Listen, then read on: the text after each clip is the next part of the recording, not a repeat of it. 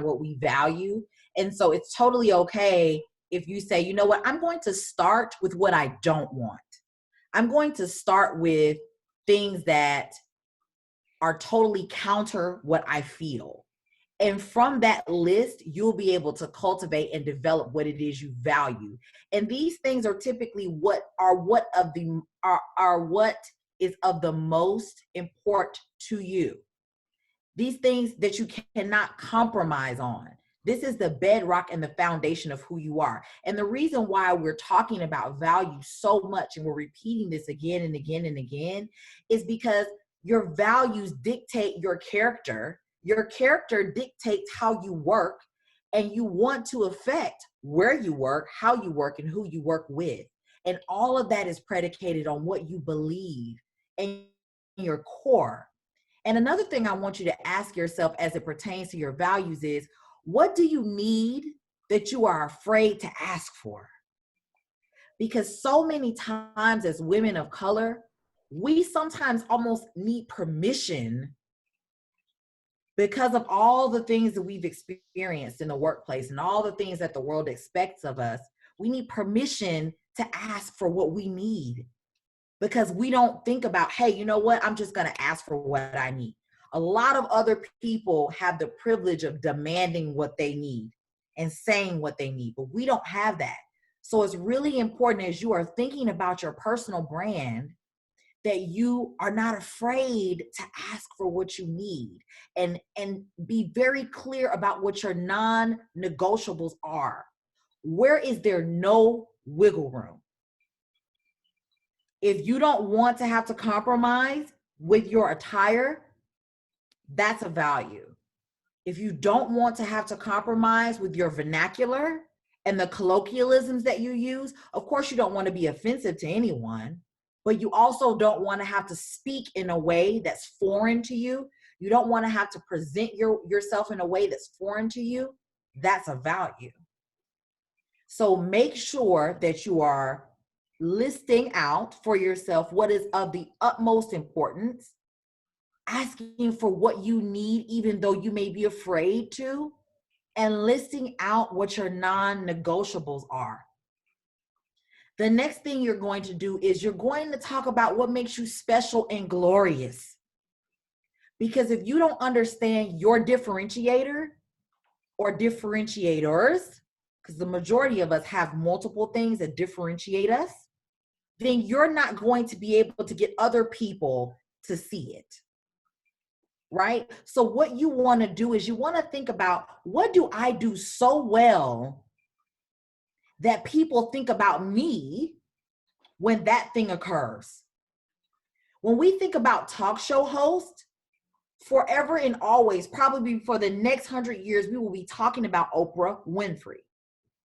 I can even remember the theme song to the original Oprah show, the opening credits, the music that they played at the beginning. She is entrenched in my mind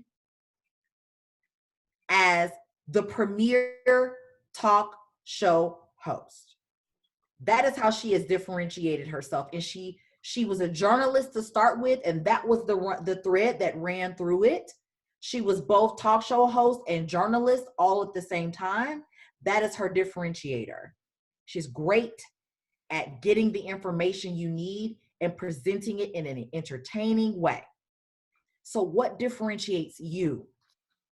What makes you special? And I use the word glorious because it's not a word that we use often to define ourselves. It's not an adjective that we just pull out to define ourselves. We'll say that about a piece of clothing, maybe even a vehicle, maybe even a shoe.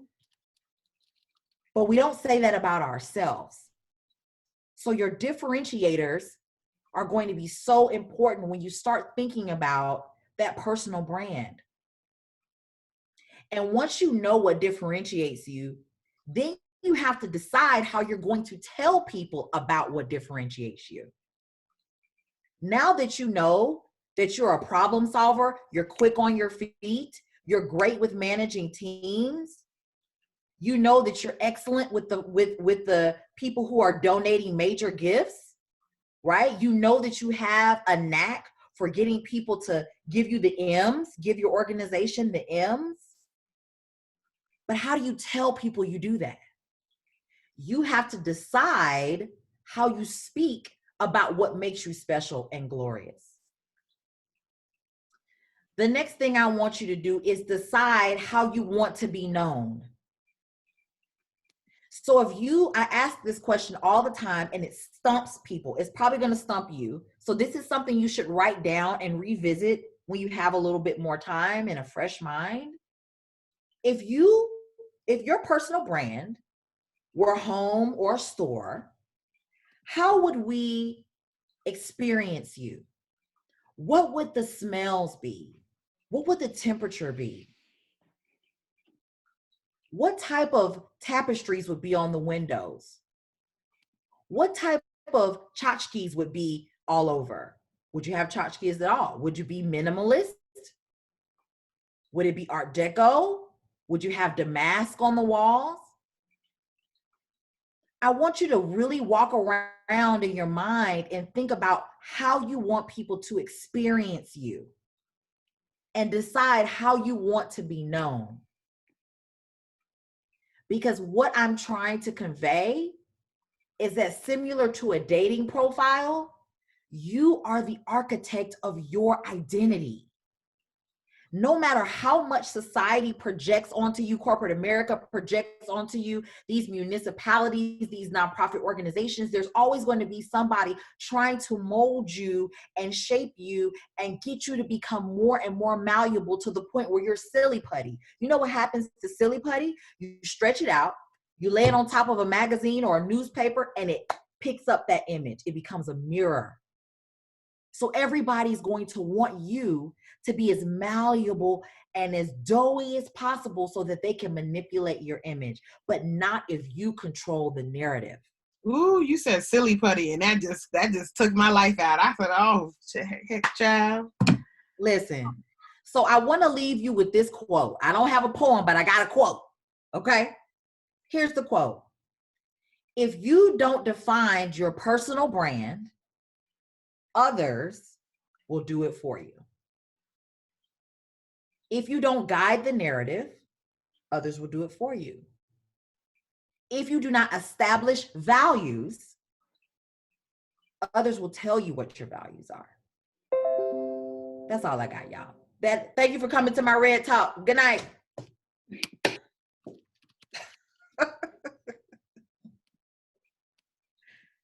Turn your thing off mute. You muted. My bad. Y'all in here in the office. Wait a minute. We had Maybe wants to know where's your fan, by the way. Adetola just said bloop.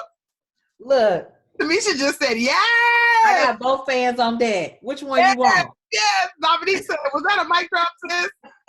He said, yes. Tiffany said that, but that was good. Jacqueline said, thank you. Tiffany said, we loved it. And Zell said, mic drop. Emily said, I love this. And he said, damn.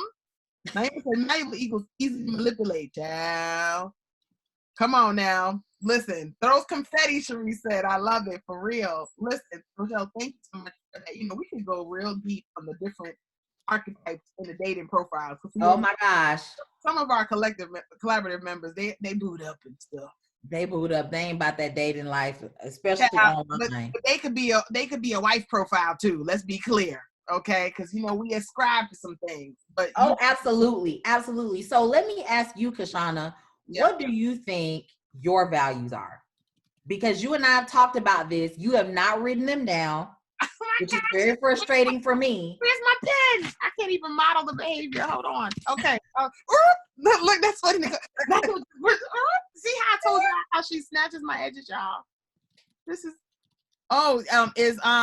That's true. Emily wants to know, is Rochelle doing a live walkthrough through someone else's personal brand? I would love for her to take us through something like that. Oh, yes. So this is what the hot seats are all about. So I have 2 lovely volunteers who have signed up for tomorrow night and the following evening. And we are literally going to walk through their touch points, and I'm going to show them where the weaker areas of their personal brand are, and I'm going to give them real-time advice and actionable steps. I have a little worksheet I'll be sharing in the group at the end of the pop-up conference so that everybody can kind of go through the checklist for personal branding from visual to values to voice all the way through. Visual, values, and voice. I love that. Woo! That was a word. Yes, Kashana. Okay, so I will work on my values as well, the three, because I feel like I know what they are, but haven't like nailed them enough to name them. I think one of my values is transparency, for sure. Yes. And I put transparency / honesty because I think that I believe in demonstrating vulnerability. I believe in talking about what is. I believe in naming situations, even when situations are challenging. There are very few things that I am afraid to address. I think another value for me as a phrase is no shame. And you know that for me is true because I always make the joke that I grew up with my mom took great pleasure in shaming us. So my shame level real low, like my meter is low. Yeah. So very few things that really would make me feel embarrassed to be out in the world. And then the third value for me, I would say if I had to only pick three right now, would be about living in color. So my values are more phrases, I think, than actual words. And what that means for me is being able to be authentic, being able to actually be a bright light, being able to know that I have an energy that attracts people to me and that I make a choice every day to leverage that for good. Cal, I would like to add a value that you are not sharing. Just from working so closely with you day in and day out, you really value loyalty and stick-to-itiveness.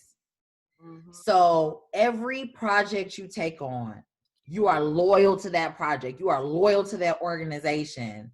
And when you experience disloyalty, it is such a ground shaker for you. It's an earthquake experience for you. And I think I'm bringing that up just so that you can see how really thinking through it is important. Yeah. Because for you, that's a deal breaker. Like if people are not reciprocating with that same level of loyalty, you're like, you know what? I'm out. Like, I gotta go. Right. That's absolutely true. And Emily asked the question. I love that. So that's why I said I got to come back to it. That was my first blush. Emily asked the question, are these values things about ourselves that we aspire to be or live out through our personal brand, or both? I think it's both. I think these are things that you are, and these are things that you live.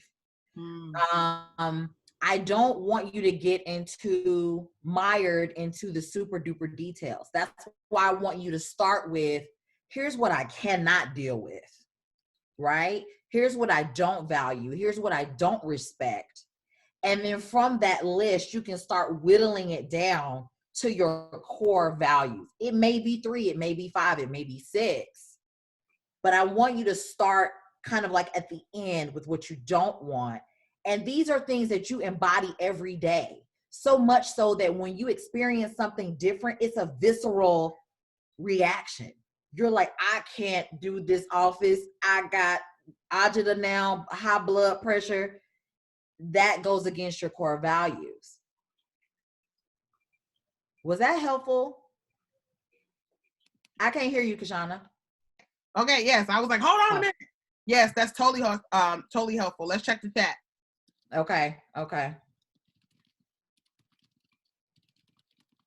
Oh, Lord, Dominique, I'm not trying to read you, girl. Dominique said, you don't know my life. You don't know my life. Because we stay compromising our values. We absolutely do. And I think that, you just gave a great foundation when Kim gets on Wednesday, she's going to just wrap it up and send us home. It's just going to be a mess. Amen. We've had dinner with her. And so we already know. Kim lays it all the way down. I just want y'all for the next 2 days to make sure, just meal prep in the morning, friends. Okay. So that and prep for the babies, get their chicken nuggets and their lasagna and spaghetti already before the meeting starts so that you can just go on and just have the portions already out for the baby. So for tomorrow and the next day, this is just the beginning. The edge, Lord, I'm just going to I'm gonna put my twist back. Child, I got Nigerian edges. They not going nowhere. I need y'all to know. I can't with y'all. And Eddie's mac and cheese. That's right, Naima. Child, that Annie's take you along that journey. Because they got the goldfish too. They got the goldfish. Thanks for the journey. Listen, y'all, this was so helpful, Rochelle. This was such a great, just boost for us at the end of the night. Think about our values. And then remember, y'all, tomorrow night and Wednesday night at the end of our sessions, we will have hot seats. I know our evenings are long, so that's why I keep encouraging y'all to make sure that you are doing other things, that you come back to the videos and treat us like the best podcast you've ever had. 9 whole sessions. Actually 12 if you think about it. Kimberly said I'm feeling pressure about tomorrow. No, come on, you already know, ma'am. It's gonna be great. Thank y'all so much. For those of you who have to pop off, it is 9:12. How can we see who else is on the call? I can tell you right now who's on the call, but tomorrow I will figure this out, I promise. You can toggle through the screens, it'll tell you. Oh yes, toggle through the screens at the top. Yeah. Go to gallery view, it'll tell you. But we've had a different version of about 25 to 27 people all night on Zoom. Different folks have popped in and popped out throughout the night. But we've hovered in that 21 to 25 or so attendees, but different ones all night, and the attendees list. And then on Facebook, we've had anywhere between 5 and 12 viewers that were different on Facebook. And then we'll see what it looks like when people tend to watch this later. I've been seeing comments that pop up later, so don't feel afraid to come back to it. We will be here, but we want to make sure that y'all are seeing what you're going to get from the Rooted Retreat. We're dropping this in the chat again. If you have not held your spot, please make sure that you just run on over to the rootedretreat.com and plop your deposit down that holds your spot, so we can make sure that we continue to have our in-person things about to be off the hook. I don't even know. And so just make sure that y'all are doing that, prioritize yourself. And we have payment plans for those of you all who are like, Earl, I got to make sure I got a job in these coins. I know some of y'all already told me you have professional development dollars. Use them before they notice. Okay, so make sure that you all are connecting with us, that you get your registrations in, and we will see you tomorrow for day 2 of the Rooted Collaborative pop-up virtual retreat. Tell your friends. I hope y'all took screenshots of what was going on. Brag about it on social media, because they can't come. And we will see you all tomorrow. Have a wonderful, productive day tomorrow. Be well.